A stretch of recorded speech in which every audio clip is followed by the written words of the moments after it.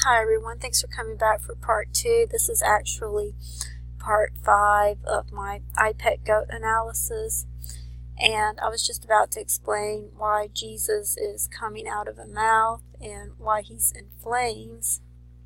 Okay, so I'll just show you a few scriptures. In Hebrews 12:29 it says, "For our God is a consuming fire." Okay, and here's some parallel scriptures to that. In Ezekiel 24:17 it says, "And the sight of the glory of the Lord was like a consuming fire on the mountaintop in the eyes of the Israelites." In Deuteronomy 4:24 it says, "For the Lord your God is a consuming fire, a jealous God." In 2 Samuel 22:9 it says, "Smoke rose from his nostrils and a consuming fire came from his mouth. Glowing coals flamed forth." Psalm 97:3 says, "Fire goes before him and consumes his foes on every side." Isaiah 33:14 says, "The sinners in Zion are afraid, trembling grips the ungodly. Who of us can dwell with a consuming fire? Who of us can dwell with everlasting flames?" In Psalm 18:8 it says, "Smoke poured from his nostrils and consuming fire came from his mouth. Glowing coals flamed forth."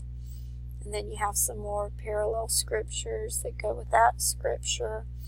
And then in 2 Thessalonians 2:8 it says, "And then the lawless one will be revealed, whom the Lord will slay with the breath of his mouth and abolish by the majesty of his arrival."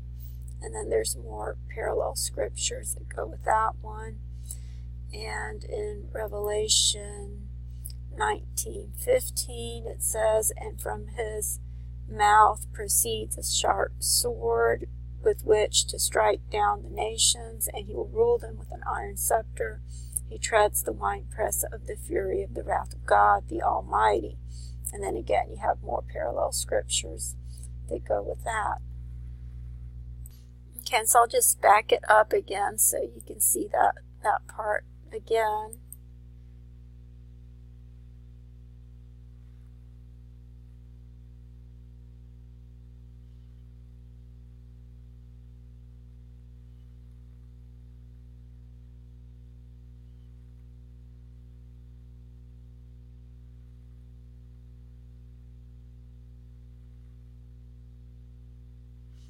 Okay, then you have CERN doing their thing at the same time as Jesus is coming. And here you have all the fish. This is the fullness of the Gentile, the 153 fish. And then you have this scene. And this woman over here, okay, if you look at the description, it says that her name is Madame Q. It says Madame Q's point of suffering is sex. Is it repression or indulgence? We don't know. Yet there is definitely shame there. Okay, so my opinion is that this woman represents the bride, because there's always two ways that the bride can go. There's 5 wise virgins and 5 foolish virgins. And over here it says Madame Q's point of suffering is sex. Is it repression or indulgence? And my guess is that it's repression, because we've been cut off from intimacy with God, which is what the 2 trees represent. And so she's stuck in the middle, in the tree of knowledge of good and evil, the system that we're in now. And so she's in there looking for her Messiah. Of course, there's always 2 ways you can go. It could be the other way, that her suffering is indulgence, and she could represent Mystery Babylon. And so she could represent the 5 foolish virgins, but I believe she most likely, or there's 2 ways to interpret it, but the first interpretation, in my opinion, would be that she represents the bride. And so I'm going to play this scene again. I'm going to slow down the speed.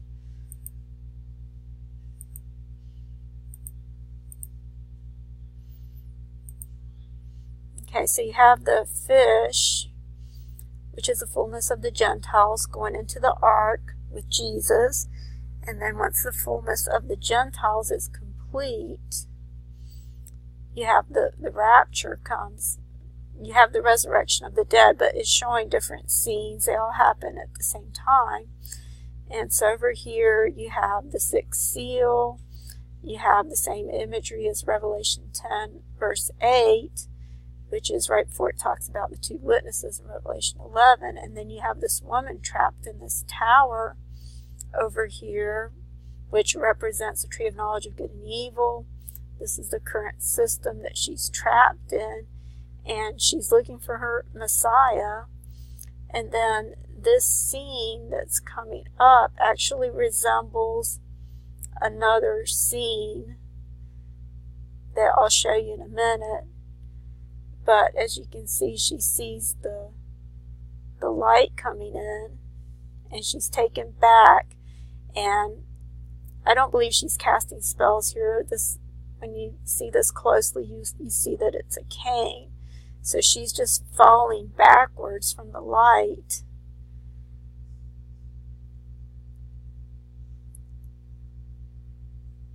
And then she has this blood stain, which, okay, it's been pointed out that this looks like a keyhole, and I can talk a little bit more about that later, but I just wanted to say that I know these images are crude and kind of vulgar to look at, but we have to keep in mind that the very first thing that Adam and Eve noticed once they fell was that they were naked. And so this is our present condition. And I think the imagery can actually be summarized by the first chapter in Hosea. And so I'm going to read that real quick. Okay, actually, I think I need to go through chapters 1 and 2 to make the point. And so I'm just going to let Max McLean do the reading. And if I run out of time, I'll continue with my commentary in the next video.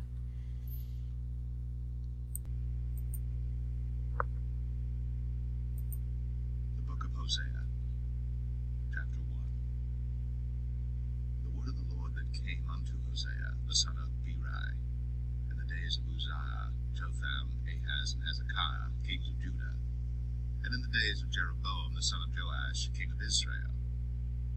The beginning of the word of the Lord by Hosea. And the Lord said to Hosea, Go, take unto thee a wife of whoredoms, and children of whoredoms. For the land hath committed great whoredom, departing from the Lord. So he went and took Gomer, the daughter of Diblaim, which conceived and bare him a son. And the Lord said unto him, Call his name Jezreel, for yet a little while, and I will avenge the blood of Jezreel upon the house of Jehu, and will cause to cease the kingdom of the house of Israel. And it shall come to pass at that day, that I will break the bow of Israel in the valley of Jezreel. And she conceived again, and bare a daughter. And God said unto him, Call her name Lo-Ruhamah, for I will no more have mercy upon the house of Israel, but I will utterly take them away. But I will have mercy upon the house of Judah, and will save them by the Lord their God, and will not save them by bow, nor by sword, nor by battle, by horses, nor by horsemen. Now when she had weaned Lo-Ruhamah, she conceived and bare a son. Then said God, Call his name Lo-Ammi, for ye are not my people, and I will not be your God. Yet the number of the children of Israel shall be as the sand of the sea, which cannot be measured nor numbered. And it shall come to pass that in the place where it was said unto them, Ye are not my people, there it shall be said unto them, Ye are the sons of the living God. Then shall the children of Judah and the children of Israel be gathered together, and appoint themselves one head, and they shall come up out of the land, for great shall be the day of Jezreel.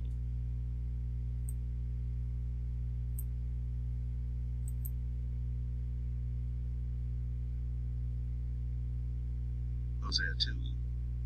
Say ye unto your brethren, Ammi, and to your sisters, Ruhamah, Plead with your mother, plead, for she is not my wife, neither am I her husband. Let her therefore put away her whoredoms out of her sight, and her adulteries from between her breasts, lest I strip her naked, and set her as in the day that she was born, and make her as a wilderness, and set her like a dry land, and slay her with thirst. And I will not have mercy upon her children, for they be the children of whoredoms, for their mother hath played the harlot. She that conceived them hath done shamefully. For she said, I will go after my lovers, that give me my bread and my water, my wool, and my flax, mine oil, and my drink. Therefore, behold, I will hedge up thy way with thorns, and make a wall that she shall not find her paths. And she shall follow after her lovers, but she shall not overtake them. And she shall seek them, but shall not find them. Then shall she say, I will go and return to my first husband. For then was it better with me than now. For she did not know that I gave her corn and wine and oil, and multiplied her silver and gold, which they prepared for Baal. Therefore will I return, and take away my corn in the time thereof, and my wine in the season thereof, and will recover my wool and my flax given to cover her nakedness. And now will I discover her lewdness in the sight of her lovers, and none shall deliver her out of mine hand. I will also cause all her mirth to cease, her feast days, her new moons, and her Sabbaths, and all her solemn feasts. And I will destroy her vines and her fig trees, whereof she hath said, These are my rewards that my lovers have given me, and I will make them a forest, and the beasts of the field shall eat them. And I will visit upon her the days of Baalim, wherein she burned incense to them, and she decked herself with her earrings and her jewels, and she went after her lovers, and forgat me, saith the Lord. Therefore, behold, I will allure her, and bring her into the wilderness, and speak comfortably unto her. And I will give her her vineyards from thence, and the valley of Achor for a door of hope. And she shall sing there, as in the days of her youth, and as in the day when she came up out of the land of Egypt. And it shall be at that day, saith the Lord, that thou shalt call me Ishai, and shalt call me no more Baali. For I will take away the names of Baalim out of her mouth, and they shall no more be remembered by their name.